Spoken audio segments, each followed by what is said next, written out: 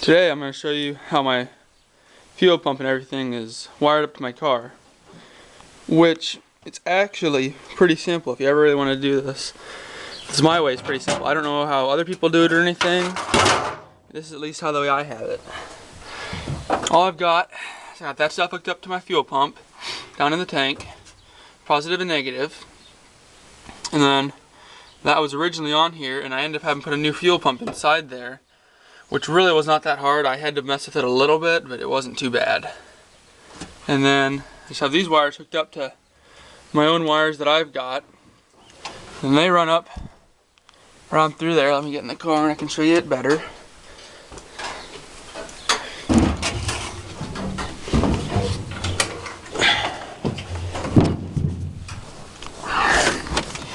Okay, kind of dark in here, but anyways, my wires run up through here. Right now I couldn't tell you which one's positive, which one's negative, so you just want to run one at a time. That's what I did. And then you have them both connect to your battery cables. I've got something like that came with it already on the cable. I can show you on my other one. It comes like that. And all I gotta do is just put it on there, crimp it down, and you've got one. And then what I did is, so you didn't have to unhook the battery every single time, which I do to make sure my battery doesn't get short. I've got a toggle switch right here, which, I mean, these are real easy to hook up. I think there's just 2 screws in the back, so it's almost idiot proof basically.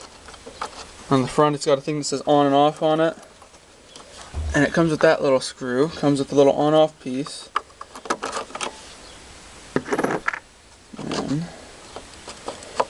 I fed it up through here, up where my radio used to be. Fed my wires up through there and brought it up to that hole. And that's all it is. Then I have that. I think this is my positive, running from here to my battery. I think my ground just runs straight to my battery. So I mean, it's pretty simple really. And what I messed up on when I did this is I used bunch of these, which I learned that you should be using wiring nuts, which that's why I don't have anything where this one connects, because that one's the one that messed me up during the demo and I have not fixed it yet. So I mean, it's a pretty simple thing to do, but it can mess up pretty simply too. And you know, you won't really notice it, which I didn't because I messed up. And I'll show that this works just so you know it does. Turn on your battery, the power with the key, and then just flip the switch. And it's bringing gas in now. And then I'll put it in neutral and start it up.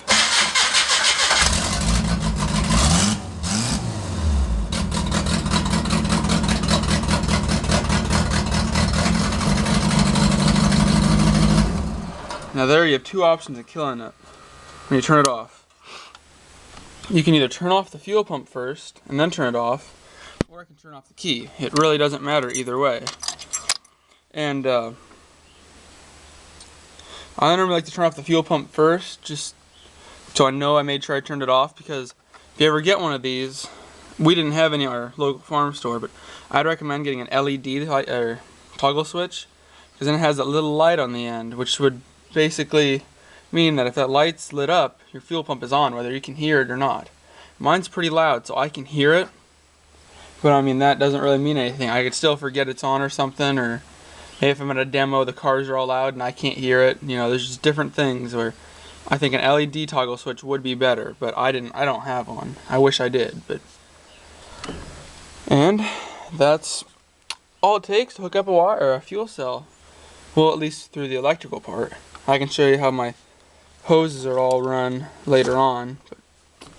And, well, that's it. If any suggestions or comments, leave them below.